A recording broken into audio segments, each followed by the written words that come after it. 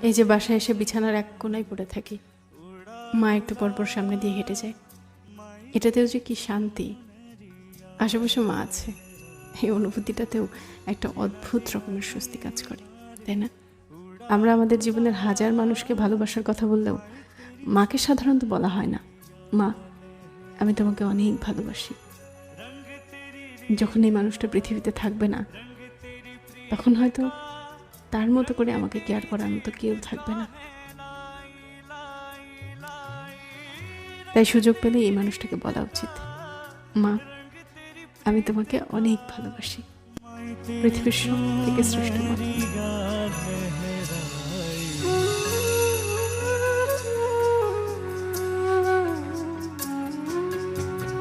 जब जब मुझ पे उठा सवाल, माही तेरी चूनरी यार है,